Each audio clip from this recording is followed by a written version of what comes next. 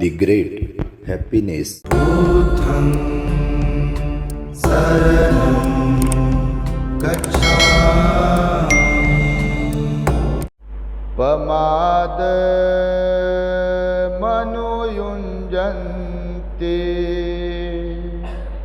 बालादुम्मेधिनो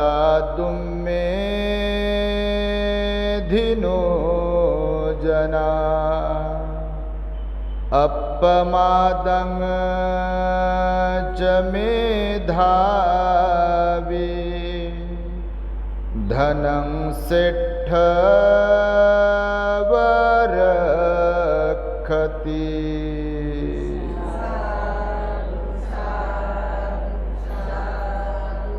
अज्ञानी आणि दुर्बुद्ध माणसे प्रमादात रंगतात, सुज्ञ माणूस अप्रमादाचे जणू श्रेष्ठ धनाप्रमाणे जतन करतो।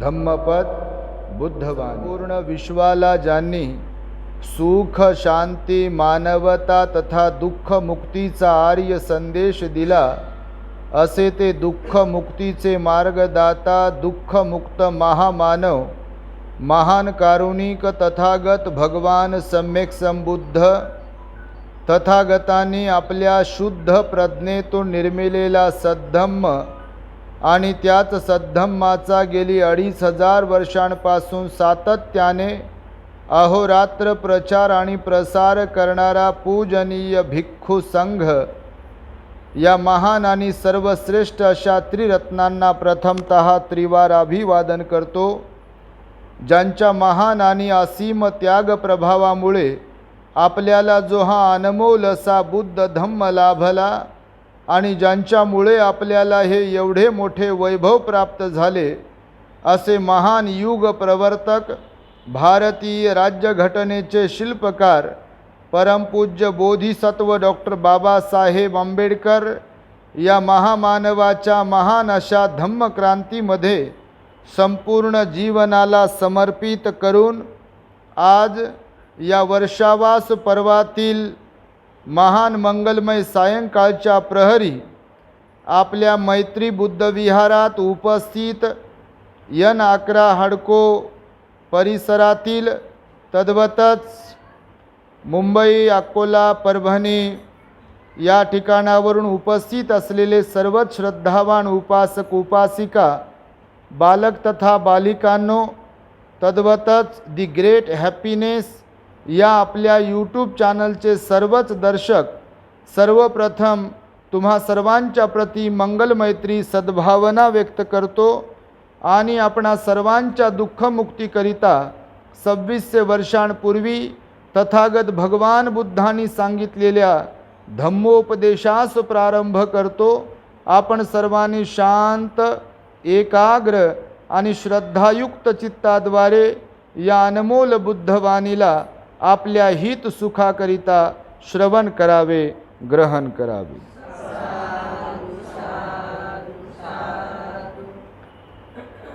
आपल्या बुद्ध विहारामध्ये गेल्या अनेक दिवसांपासून आपण भगवान तथागतांनी सांगितलेल्या शुगालोवाद सुत्तास आपण श्रवण करीत आहात। पूजनीय भिक्खू सुगत बोधीजी महाथेरो यांनी आम्हाला ही धम्मदेशना देण्याची परवानगी दिल्याबद्दल भंतेजींनाही त्रिवार अभिवादन करतो। शृगाल नावाच्या एका तरुणाला भगवंताने राजगिरीमध्ये राहत असताना हा उपदेश दिलेला आहे। आतापर्यंत आपण या उपदेशाचे 16 भाग पाहिलेले आहेत, ज्यामध्ये भगवान शृगालाला वैविध्यपूर्ण उपदेश देतात। वेगवेगळ्या प्रकारे उपदेश देऊन त्याची मानसिकता 6 दिशांची पूजा करण्यासाठीची तयार करतात। यापूर्वीच्या भागांमध्ये आपण भगवंताने त्याला प्रामुख्याने जे 6 दिशांची पूजा करायचा उपदेश दिलेला आहे, त्या 6 दिशांपैकी पूर्व दिशा आपण पाहिली, ज्यामध्ये भगवान बुद्धांनी माता पित्यांना पूर्व दिशा समजून त्यांची पूजा करावी या संदर्भातील उपदेश दिलेला आहे। त्यामध्ये भगवान बुद्धांनी प्रथम सांगितलं की मुलांचे आईवडिलांच्या प्रती कोणते कर्तव्य आहेत, किंवा मुलांनी मातापित्यांची पूजा कशी करावी, कोणत्या अर्थाने पूजा करावी, हा उपदेश आपण पाहिला. त्यानंतर भगवंताने सांगितलं की मातापित्यांचं कोणतं कर्तव्य आहे मुलांच्या प्रती, त्यांच्यावरती कोणते उपकार करावेत, या संदर्भातीलही उपदेश आपण ऐकला. दुसरी दिशा म्हणून आपण दक्षिण दिशा पाहतो आहोत आणि दक्षिण दिशा पाहत असताना भगवंताने शृगालाला सांगितलं की गुरुजनांची पूजा करणे हे दक्षिण दिशाची पूजा करणे म्हणजे गुरुजनांची पूजा करणे आहे.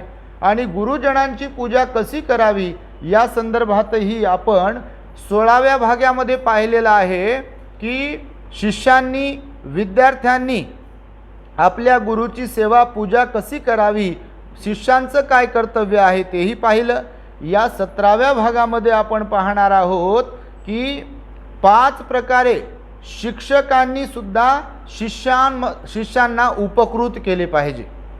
बघा, भगवान बुद्ध सांगतात की ज्याप्रमाणे विद्यार्थ्यांनी शिष्यांनी आपल्या गुरुजनांची पूजा करावी, अगदी त्याचप्रमाणे भगवान शिष्यांना देखील सांगतात, गुरुजनांना देखील सांगतात की तुम्ही सुद्धा 5 प्रकारांनी शिष्यांना उपकृत करावे.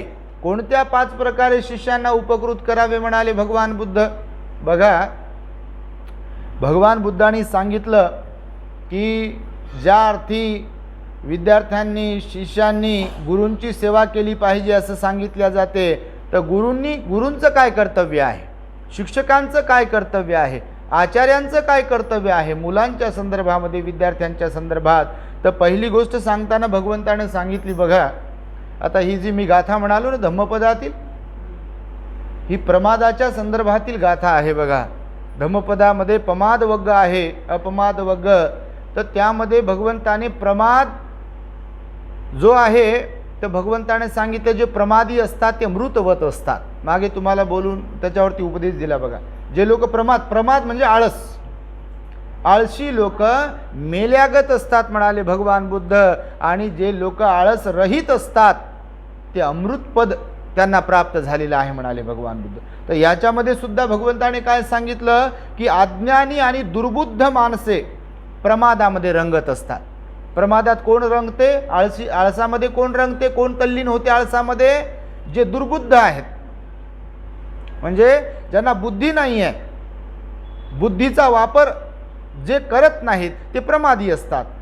हालाकी माणूस हा सुपर पॉवर आहे, मनुष्य सुपर पॉवर आहे.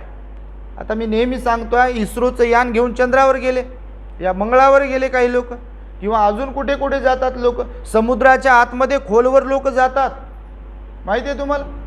मनुष्य काय शोध लावत नाही, कशाचाही शोध लावतो. हार्ट बाजूला काढून ऑपरेशन करतात की नाही डॉक्टर?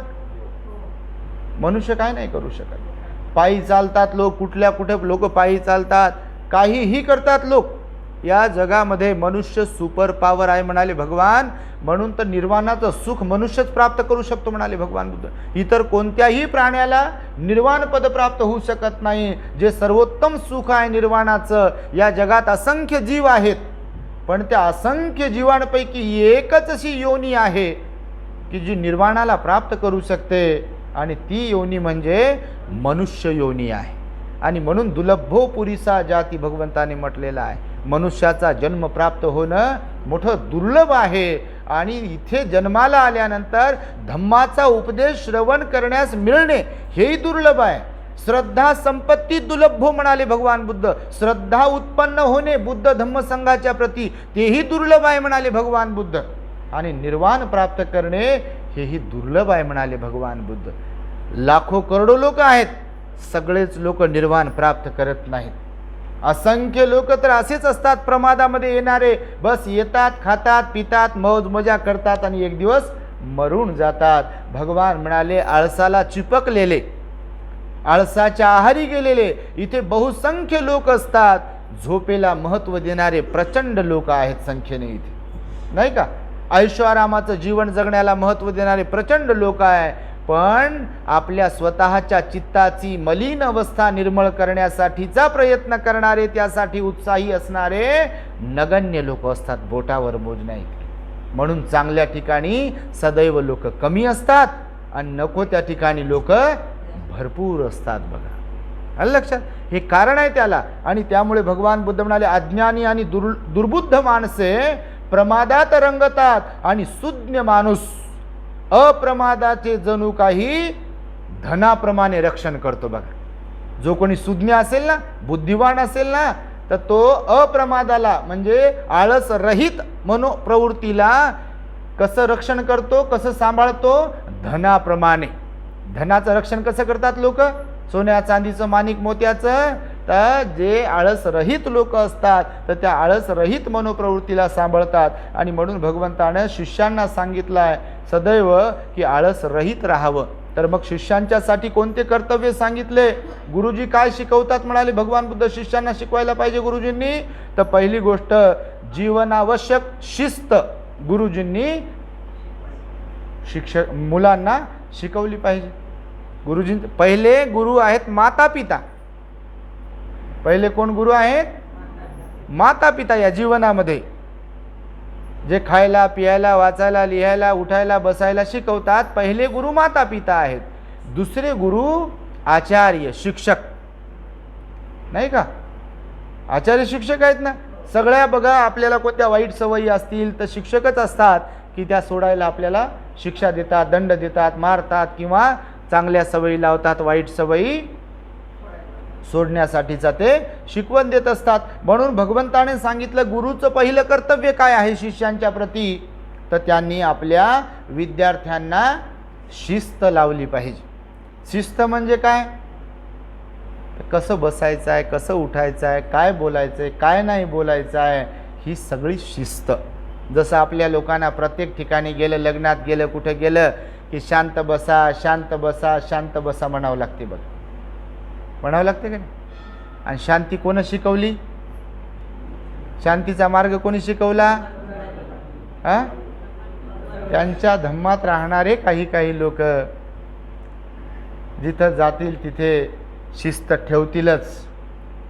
आहे का याची शाश्वती? विहारात असो का धार्मिक कार्यक्रमात असो का पंक्तीत असो, बहुतेक लोक बेशिस्त आहेत बघा. फार कमी बोटावर मोजण्या एवढे लोक आहेत. नाही तसं नाही की जे शिस्तबद्ध. ज्यांना बोलण्याची शिस्त नाही ते बेशिस्त लोक. ज्यांना उठण्याची बसण्याची शिस्त नाही ते बेशिस्त लोक, नाही का? बेशिस्त लोकांची संख्या जास्त आहे इथे. आणि म्हणून भगवान बुद्ध म्हणाले शिक्षकांनी शिकवलं पाहिजे. चूक काय बरोबर काय हेही शिकवलं पाहिजे, नाही का? मी आता जसं म्हणतोय कसं बसायचं, कसं उठायचं. आता आम्ही लहान होतो शाळेमध्ये असताना, तुम्ही पण लहान असाल शाळेत असताना, नाही का? आमची शाळा होती, तुमची शाळा असेल तर गुरुजी शिकवताना गुरुजीकडे जर पाहत असेल, लक्ष असेल तर ठीक. गुरुजींनी फळ्याकडे पाहिलं आणि त्या गुरुजींनी पुन्हा जर मागे वळून पाहिलं आणि एखाद्या विद्यार्थी खिडकीतून बाहेर पाहत असेल किंवा दुसऱ्या विद्यार्थ्याला बोलत असेल तर मग त्याला शिक्षा होते, दंड होते ना त्याला. तर हे शिस्तबद्ध बनविण्याचं लक्षण आहे, नाही का? शिस्तबद्ध बनवतात. बोलू देत नाही, शांत बसा म्हणतात. वर्गात कोणी बोलायचं नाही. हाताची घडी तोंडावर बोट असं म्हणत होते आमच्या काळात. हाताची घडी तोंडावर बोट म्हणजे शांत बसायचं. बिलकुल शांत म्हणजे शांत, काहीच बोलायचं नाही. कोणाला मागण्याच्या बाबतीत बोलायचं नाही, कोणाला काही विचारण्याच्या बाबतीत बोलायचं नाही. एकदम शांत म्हणजे शांत, त्याला म्हणतात शिस्त. आणि म्हणून शिक्षणाच्या बाबतीत शिस्त, सवयीच्या बाबतीत शिस्त. प्रेस करून कपडे आणले पाहिजे, स्वच्छ धुवून शाळेमध्ये शाळेतले कपडे घालून आले पाहिजे. फाटलेले कपडे असतील समजा तर शिवून कपडे वापरले पाहिजे. ही सगळी शिस्त. शिस्तीच्या बाबतीमध्ये आपल्यासाठी सर्वोत्तम उदाहरण आपले बाबासाहेब आंबेडकर आहे. मिलिंद कॉलेजचं काम सुरू असताना आपल्या विद्यार्थ्यांना बाबासाहेबांनी मारलेलं आहे. मारलेलं आहे म्हणजे की जर फाटलेले कपडे घालून आले विद्यार्थी तर बाबासाहेब फटके द्यायचे. मळकटलेले कपडे घालून आले विद्यार्थी तर बाबासाहेब फटके द्यायचे, रागावायचे, मारायचे, त्यांना चिडायचे. बाबासाहेब म्हणाले 1 नूर आदमी 10 नूर कपडा. नूर म्हणजे तेव्हाचं ते पैशाचा विषय, पैशाला म्हणत असेल ना, तर 1 नूर आदमी म्हणजे माणूस जरी गरीब असेल तर कपडा त्यांच्या 10 नूर म्हणजे 10 पट चांगला असायला पाहिजे.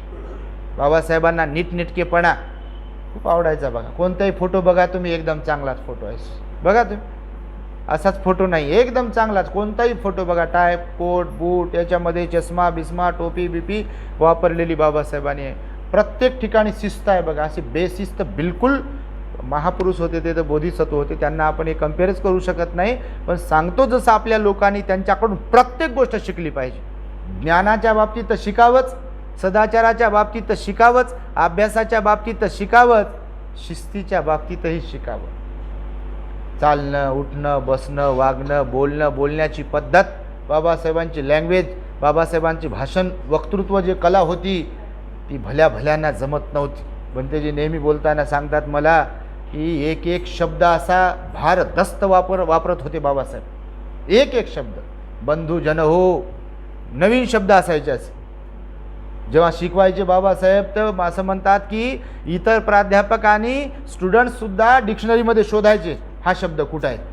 काही काही शब्दांचं निर्माण बाबासाहेबांनी केलं आहे. एवढी विद्वत्ता होती आणि एकदम बरोबर काय बोलायचं आहे, कसं बोलायचं आहे हे बाबासाहेबांकडून शिकायला पाहिजे. सगळ्या बाबतीत टापटिपपणा बघा, कपड्यांची प्रेस करून व्यवस्थित नीटनेटके कपडे, अस्ताव्यस्तपणा नव्हता.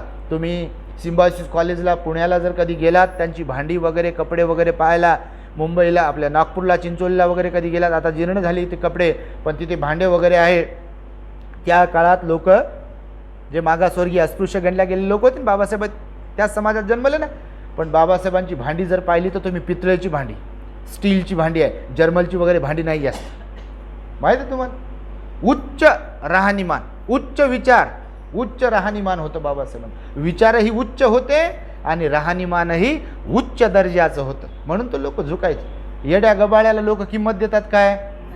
हा बघा तुम्ही कुठल्याही बाबतीमध्ये बघा, जर कोणी असंच असेल एकदम कपडे मळकटलेले फाटलेले ना असं तसं, साधं राहावं माणसाने. याचा अर्थ असा नाही आहे की आपण आपल्या तोऱ्यात राहावं. साधं राहणं वेगळं आणि स्वच्छ नीटनेटकं राहणं वेगळं आणि तोऱ्यात राहणं वेगळं. मग ती अहंकाराचा भाग आला. तो तोऱ्यात राहणं म्हणजे अहंकाराचा भाग. पण स्वच्छतेच्या बाबतीत सुद्धा शिस्त महत्त्वाची आहे. भगवंताने सुद्धा 2600 वर्षांपूर्वी भिक्खूंना, भिक्खुनींना, श्रामणेरांना, श्रामणेरींना, उपासकांना स्वच्छतेच्या बाबतीत आणि सगळ्याच बाबतीत शिस्त शिकवली बघा. तुम्ही श्रामणेर सखी जर वाचलं कधी, श्रामणेरांचे 75 नियम सांगितले भगवंताने. एक परिपूर्ण आणि सर्वांग सुंदर आणि सर्व अर्थाने परिपूर्ण मनुष्य सर्व अर्थाने बनण्यासाठी भगवंताने श्रामणेरांना 75 नियम सांगितलेले आहेत. त्याच्यामध्ये नख कसे काढावेत, कधी काढावेत, जेवण कसं करावं, घास तोडावा कसा, तो घास किती मोठा असावा, माहीत आहे. घास कुठपर्यंत आल्यावर तोंड उघडावं, घास चावताना असं मचक मचक मचक करत खावं की हळूहळू खावं, घास किती वेळेत चावावं. तुमच्या माहितीसाठी सांगतो, हे सुद्धा बुद्धाने शिकवलं. माहिती आहे तुम्हाला, हे आपल्या भगवंताने शिकवलं. फाटके चिवरं वापरायला सांगितले नाही. तुमच्या माहितीसाठी सांगतो, विचारा भंतीजी, फाटलेलं चिवर वापरलं की त्याला दोष लागते.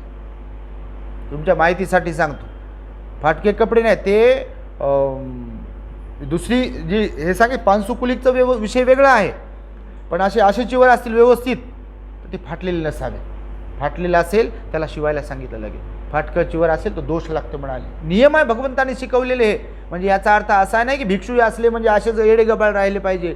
भिक्षूंना सुद्धा शिस्त शिकवली भगवंताने. स्वच्छतेच्या बाबतीत कुटी साफ करायची, चपला काढण्याच्या बाबतीत सुद्धा नियम सांगितला. असे बरोबर चप्पल लावायला सांगितले भगवंताने. टॉयलेट बाथरूमला गेल्यावर आपण जर गेलो टॉयलेट बाथरूमला तर आपल्यानंतर दुसरी जाऊ शकतात ना. मग तर भगवंताने हे शिकवलं की आपण टॉयलेट बाथरूमला जाऊन आल्यानंतर बकेट भरून ठेवा.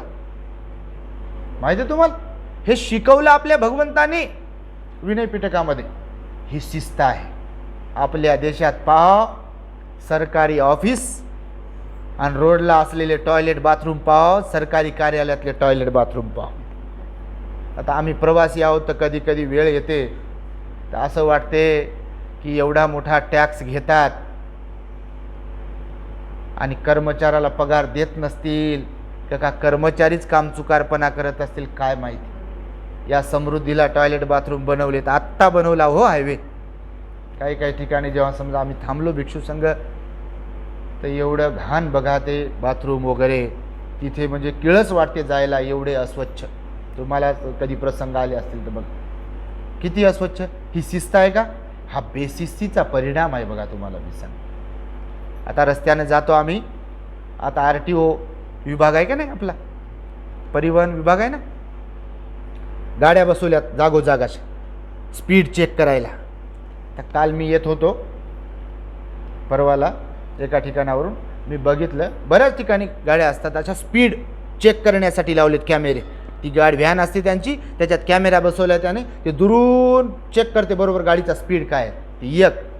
दुसरी गोष्ट CCTV कॅमेरे बसवलेत सिग्नलवर. तिसरी गोष्ट हवालदार असतात, कोण सिग्नल क्रॉस केलं वगैरे किंवा गाडीचा काही प्रॉब्लेम असेल. माझ्या डोक्यात विचार आला, स्पीड चेक करण्यासाठी एवढं डोकं लढवल्या जाते, कॅमेरे लावल्या जातात, हवालदार पावती फाडते, एक रस्त्यावरचे खड्डे कोण भरून काढावं, हे कोणाची जबाबदारी आहे? ही गव्हर्नमेंटची जबाबदारी नसेल काय? असेल की नाही?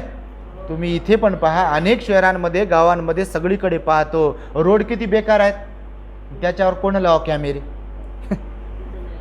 तिथे कॅमेरे लागत नाही, त्याच्यावर कोणी बोलत नाही, त्याच्यावर कोणी विचार करत नाही, त्याच्यावर कोणी सोल्युशन काढत नाही. पण पैसे कसे उकळायचे सर्वसामान्य लोकांकडून त्याच्याबद्दल मात्र बरोबर कायदे काढतात हे लोक. ह्याच्याबद्दल वाईट वाटते. बेशिस्तपणा आहे सगळ्या ठिकाणी, कुठेही लोक थुंकतात बघा. आपल्या देशामध्ये, बाहेर देशात तसं नाही आहे. तुम्ही कधी पाहा Thailand, Sri Lanka, Laos, Cambodia, Vietnam, China, जपानला लोक बेशिस्त नसतात, शिस्तबद्ध लोक असतात. सगळ्या ठिकाणी, धार्मिक ठिकाणी सुद्धा लोक शिस्तबद्ध असतात. व्यवस्थित बसायचं आहे, टेन्शनमध्ये बसायचं नाही, फ्रेश बसायचं आहे, रांगेत बसायचं आहे. ही शिस्तसुद्धा आपल्या भगवंताने शिकवलेली आहे. आणि म्हणून इथे शिकवलं आहे जीवन आवश्यक शिस्त गुरुजींनी विद्यार्थ्यांना शिकवलं पाहिजे.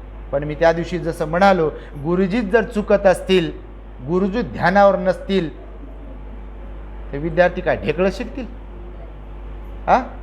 गुरुजी तोंडात तंबाखू खाऊन शिकवत असेल तर त्या विद्यार्थ्यांनी काय शिकावं? मग काय शिकावं? म्हणून गुरुजी ध्यानावर पाहिजे, गुरुजीमध्ये शिस्त पाहिजे, गुरुजीमध्ये डिसिप्लिन पाहिजे ना, तर शिक्षकावर त्या शिष्यांवरती, त्यांचा विद्यार्थ्यांवरती प्रभाव पडेल. आणि त्यामुळे भगवंताने शिकवलं जीवनावश्यक शिस्त गुरुजींनी विद्यार्थ्यांना लावायला पाहिजे. चांगल्या सवयींची शिस्त विद्यार्थ्यांना लावायला पाहिजे, वाईट सवयींची शिस्त मोडायला पाहिजे गुरुजींनी. गुरुजींचं कामच ते आहे ना. शिक्षक कशाला म्हणतात? शिक्षक त्यांनाच तर म्हणतात. तर हे पहिलं कर्तव्य सांगितलं, पहिला उपकाराचा गुण सांगितला की गुरुजींनी आपल्या विद्यार्थ्यांना शिकवावं. दुसरा गुण सांगताना बघा, उत्तम प्रकारे विद्या शिकवली पाहिजे. गुरुजींनी उत्तम प्रकारे विद्या शिकवली पाहिजे. पुस्तकी ज्ञानाबरोबर व्यावहारिक ज्ञान आणि अवांतर जनरल नॉलेज ज्याला म्हणतात तेही शिकवलं पाहिजे. भगवंताने शिकवल्या हो ह्या सगळ्या गोष्टी. काय म्हणाले भगवान? उत्तम प्रकारे विद्या शिकवावी, लक्षपूर्वक. नाही तर बस पगार भेटते आपल्याला, तासिक त्या पिरियडवर जायचं. कसं काय, बरं चाललं का पोरांनो? बरं बरं, झाला अभ्यास वगैरे झाला का? अरे तुझ्या घरी काय बनवलं होतं रे? लग्न झालं का तुझ्या घरी? भावाचं लग्न झालं, बहिणीचं लग्न? हे शिक्षकाचं काम आहे काम? सांगा तुम्ही. चाल ढकलपणा करत असतील कोणते शिक्षक, प्राध्यापक, तर तुम्हाला सांगतो ते अज्ञानातून फार वाईट काम करतात. मी नेहमी सांगतो आहे की धर्मगुरू आणि शिक्षक व्यवस्थित पाहिजे. व्यवस्थित घडेल ना पूर्ण समाज, देश व्यवस्थित घडेल. आणि त्यामुळे भगवंताने सांगितलं उत्तम प्रकारे विद्या शिकवली पाहिजे. लक्ष असलं पाहिजे विद्यार्थ्यांवर, शिकत आहेत की नाही. लक्ष पाहिजे ना विद्यार्थ्यांवर, लक्ष पाहिजे शिक्षकांचं. काय शिकत आहेत की नाही, लक्ष लागत आहे की नाही त्यांचं, ग्रास्पिंग पॉवर कशी आहे त्यांची, यांना काय शिकवावं काय नाही शिकवावं, ह्या सगळ्या गोष्टी हे कर्तव्य आहे शिक्षकांचं. म्हणून भगवंताने सांगितलं उत्तम प्रकारे विद्या शिकवावी आणि पुस्तकी ज्ञानाबरोबरच अवांतर ज्ञान सुद्धा आपल्या मुलांना दिलं पाहिजे. आपल्याकडे सरकारी शाळांमध्ये असं शिक्षण दिल्या जात नाही.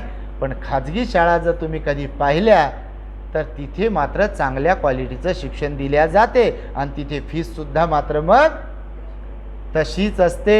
म्हणून गरिबाचं इथं काही खरं नाही आहे, श्रीमंताचंच इथं काही खरं आहे. त्यांची मुलं शिकू शकतात. तिसरी गोष्ट सांगितली, थोडं फास्ट घेतो आहे.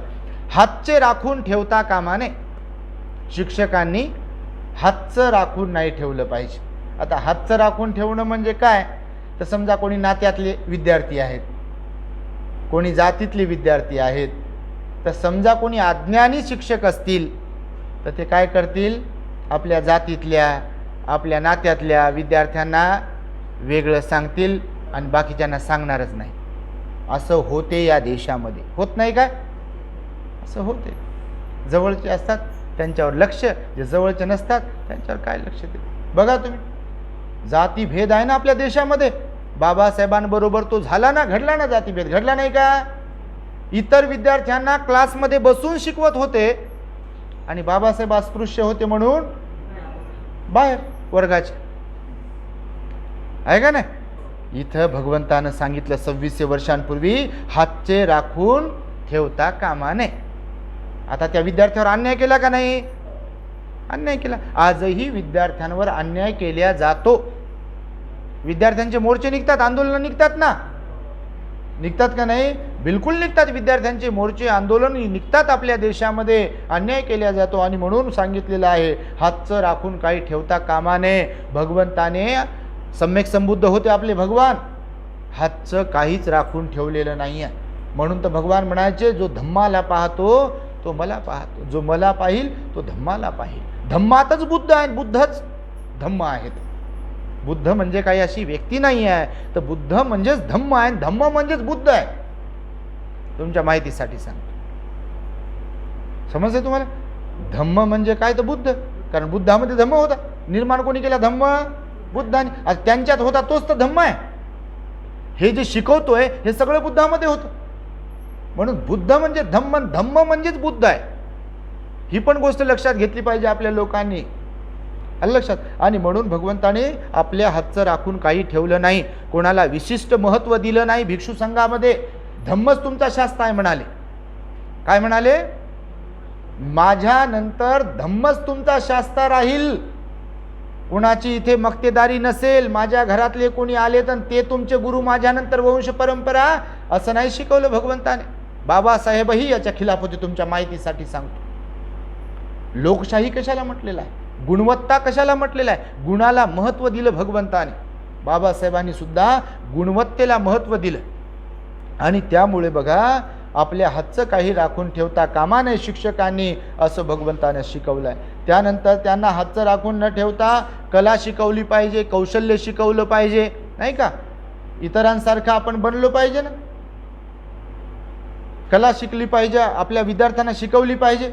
वेगवेगळ्या प्रकारचे काय, कशामध्ये काय आहे, कशामध्ये काय आहे, कुठला डिप्लोमा केला पाहिजे, कुठला कोर्स केला पाहिजे, आपल्या विद्यार्थ्यांना शिकवलं पाहिजे. चौथं सांगितलं बघा, गुणवंतांना भेटून त्यांना प्रोत्साहित केलं पाहिजे. जसं की बघा, इंजिनिअरिंग फील्डचे काही विद्यार्थी असतात तर त्यांना कंपन्या व्हिजिट करतात ना, कंपन्यांना वगैरे व्हिजिट करायला नेत असतात त्यांना. आता प्रॅक्टिकल असेल कोणाचं तर वेगवेगळ्या लॅबोरेटरीमध्ये त्यांना घेऊन जातात, वेगवेगळ्या प्रयोगशाळांमध्ये विद्यार्थ्यांना घेऊन जातात, माहिती आहे तुम्हाला. तर आणि वेगवेगळ्या प्रकारचे प्रोफेसर असतील, टीचर असतील, त्याच्यामध्ये निपुण असतील तर त्यांना बोलवतात. जसं बघा, मी आज काही दिवसांपूर्वी मुंबईमध्ये अणुशक्तीनगरमध्ये गेलो होतो, मानखुर्दला. अणुशक्तीनगरला भाभाचं सेंटर आहे, भाभा सेंटर, सायन्स सेंटर आहे, माहीत असेल तुम्हाला, गुगलवर बघा. सर्वात मोठं भाभा सेंटर मुंबईमध्ये आपल्या. माझं तिथं प्रवचन झालं आता. सगळे सायंटिस्ट वगैरे वेगवेगळ्या फील्डमधले तिथे परफेक्ट हे आहेत, टीचर आहेत, हेड आहेत. तर त्यांनी सांगितलं 60,000 विद्यार्थ्यांमधून, भारतातले 60,000 विद्यार्थी परीक्षेला बसतात, त्यातले 5 विद्यार्थी सिलेक्ट केले जातात. किती पैकी? 60,000 विद्यार्थ्यांमधून टॅलेंट चेक केल्या जाते, बुद्धिमत्ता चेक केली जाते आणि त्यातून 5च पोरं सिलेक्ट केल्या जातात. मग ते 5 जर सिलेक्ट झाले आणि ते पण बुद्धिमत्तेच्या जोरावर, तर त्यांचा खर्च गव्हर्नमेंट करते, माहिती आहे तुम्हाला. हे आहे असं.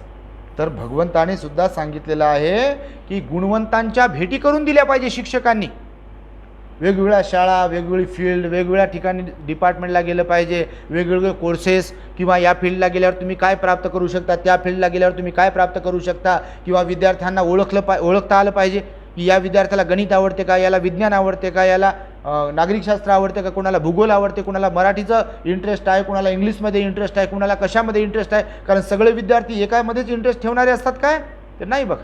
वेगवेगळ्या फील्डचे विद्यार्थी असतात किंवा एकाच वर्गातले जरी असले तरी त्यांचा बुद्धी गुणांक वेगवेगळा असतो, माहिती आहे तुम्हाला. आणि त्यामुळे भगवंताने सांगितलं की गुणवंतांना भेटून प्रोत्साहित केलं पाहिजे, त्यांचं गुणवर्णन केलं पाहिजे, विद्यार्थ्यांना प्रोत्साहित केलं पाहिजे, शिक्षकांनी प्रोत्साहन दिलं पाहिजे ना.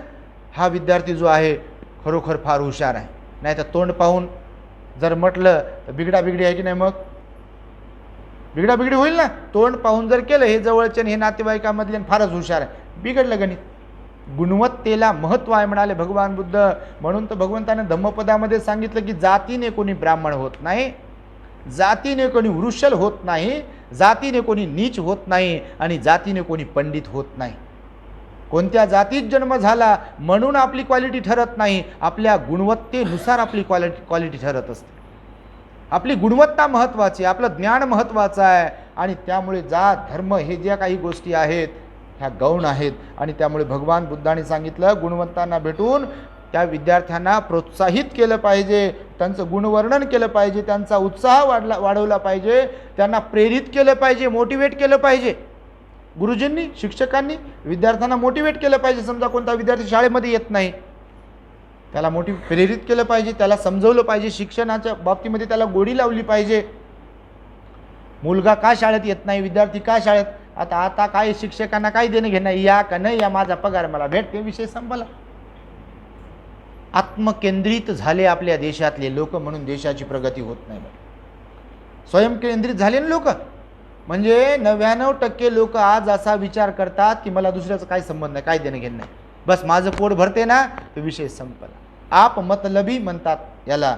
भगवंतानं सांगितलं आप मतलबी राहू नये जीवनामध्ये, या आपण इतरांचाही विचार करणाऱ्यांपैकी असलो पाहिजे. आणि त्यामुळे शिक्षकांची मोठी जबाबदारी आहे असं भगवंताला म्हणायचं होतं. 5वा गुण सांगितला भगवंताने शिक्षकामध्ये असायला पाहिजे, ते म्हणजे शिक्षण पूर्ण झाल्यावर उदरनिर्वाहासाठी त्यांना मदत केली पाहिजे.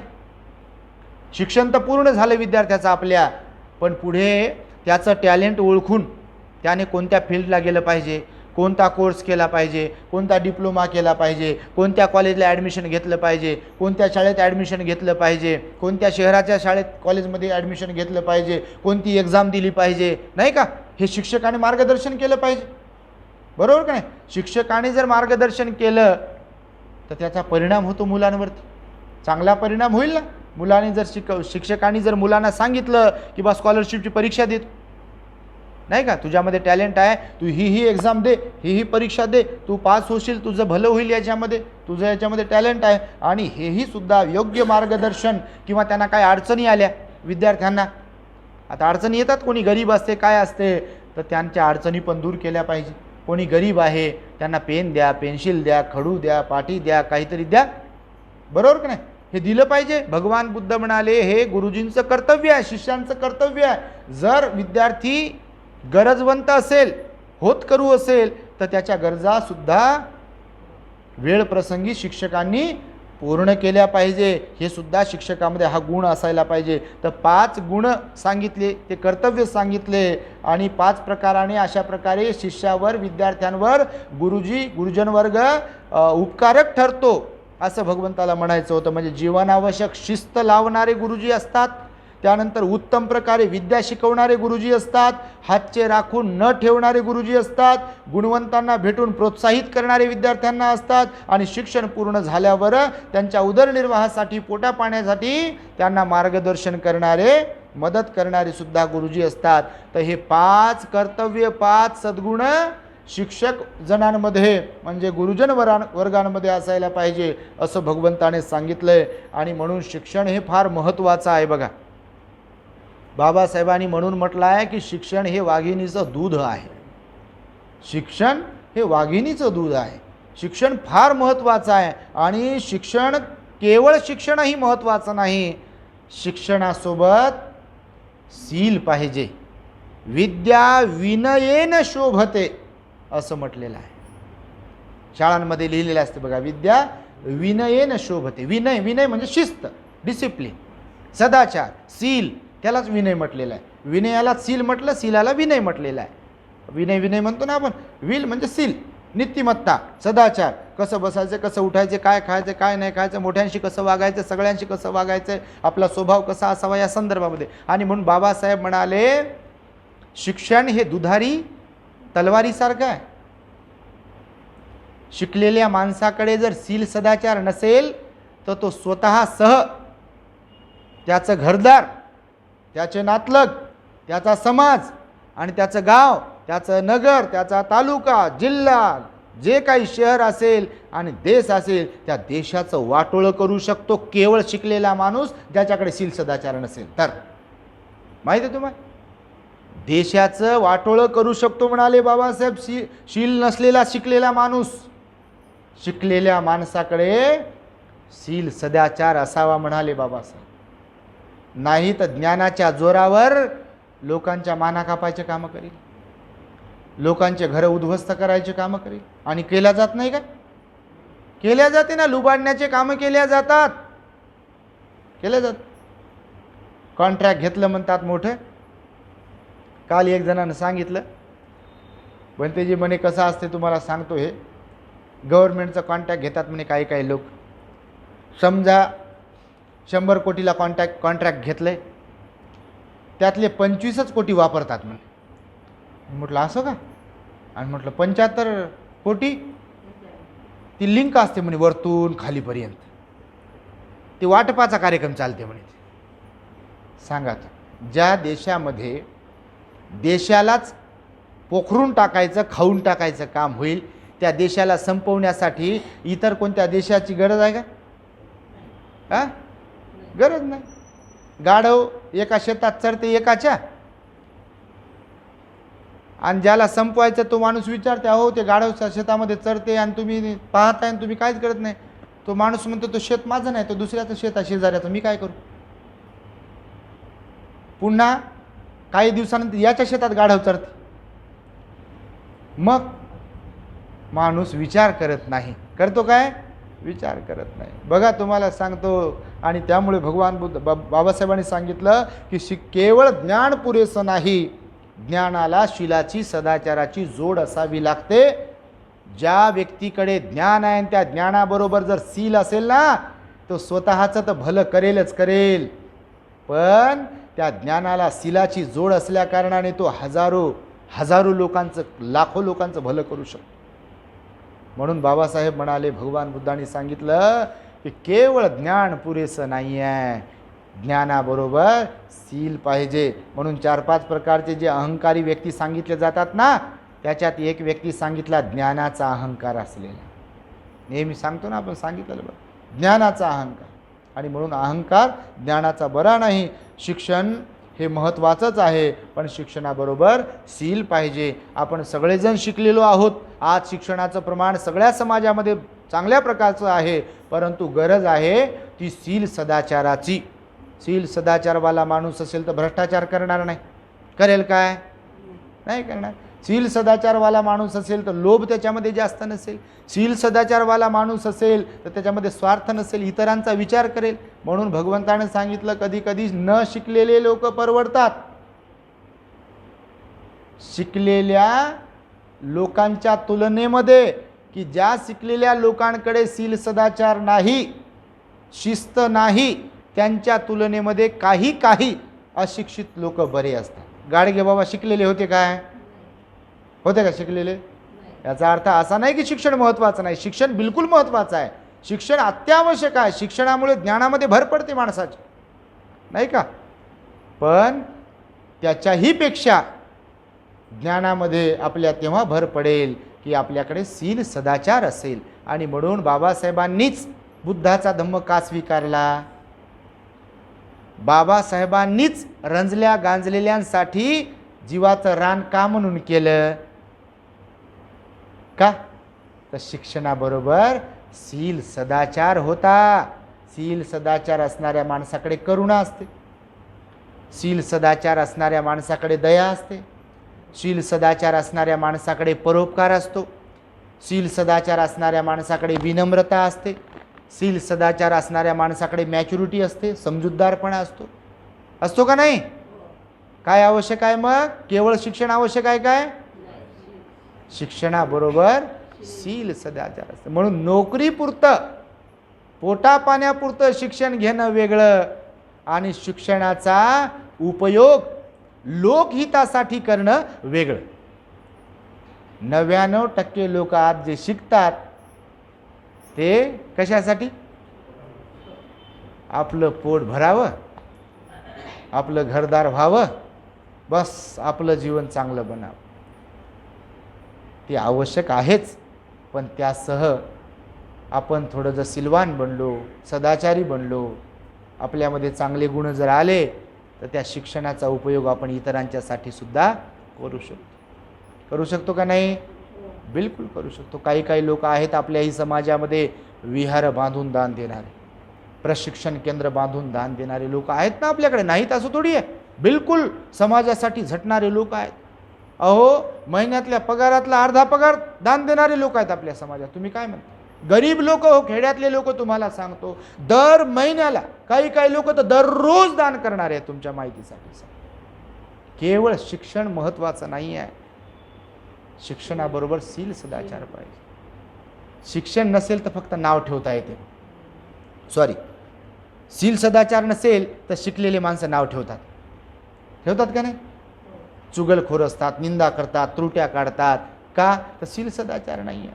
म्हणून शील सदाचार महत्त्वाचा आहे असं भगवंताला आपल्या सांगायचं होतं. म्हणून शिक्षकही शीलवान असायला पाहिजे, कारण त्यांची जबाबदारी आहे. लेकरं घडतात ना, बरोबर की नाही? लेकरं घडतात, त्यांचा स्वभाव जसा असेल, त्यांच्या बोलण्याचा ढंग जसा असेल, त्यांच्या बोलण्याची शैली जशी असेल, त्यांचं उठणं बोलणं, त्यांची नजर, सगळ्या गोष्टी जशा असतील त्याचा प्रभाव लेकरांवरती पडत असतो. मला आठवतं आहे की आम्ही जेव्हा शाळेमध्ये होतो, कडक शिस्तवाले शिक्षक होते. नेहमी सांगतो त्यांच्याबद्दल कृतज्ञता आहे. मारणारे, झोडणारे, एकदम शिस्त लावणारे. बस म्हटलं तर बस, उठ म्हटलं उठ. आता घाबरते का? विद्यार्थी घाबरत नाही शिक्षकांना. आणि शिक्षक म्हणते बा आम्ही काय म्हणावं तर मायबाप येतात, कंप्लेन करतात, तर कशाला बोला. म्हणजे एवढी गोष्ट अवघड झाली, सगळ्या दोन्ही बाजून अवघड झाली गोष्ट. झाली का नाही? काय शिकतील मग? आणि त्यामुळे भगवंताने बघा 2600 वर्षांपूर्वी शृगालाला शिकवलं, सांगितलं की विद्यार्थ्यांचंही कर्तव्य आहे आपल्या शिक्षकांच्या प्रती, आणि शिक्षकांचंही कर्तव्य आहे आपल्या विद्यार्थ्यांना घडविण्यासाठीचं. आणि त्यामुळे या सगळ्या गोष्टी भगवंताने शिकवल्या. हा 17वा भाग आहे. आणि त्यामुळे निश्चितपणे आपल्याला समजला असावा, हा केवळ शिक्षकांसाठीच नाही, भगवंताची वाणी सर्वांच्याचसाठी आहे. तर आजचा हा उपदेश या ठिकाणी आपण संपन्न करीत आहोत.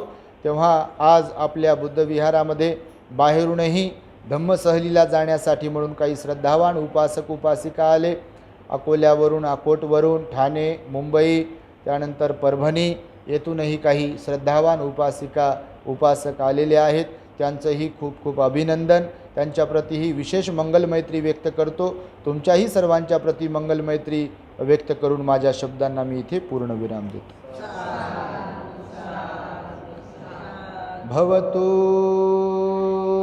सब मंगलम रक्षन्तु सब देवता सब बुद्धानुभावेन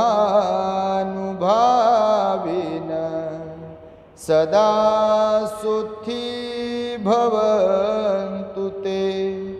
भवतु सब मंगलम रक्षन्तु सब देवता सब धम्मानुभावेन सदा सुखी भवन्तु ते. भवतु सब मंगलम रक्षन्तु सब देवता सब संघानुभावेन सदा सुखी भवन्तु ते।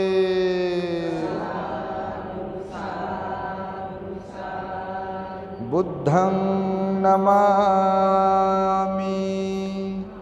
धम्मं नमामि, संघं नमामि।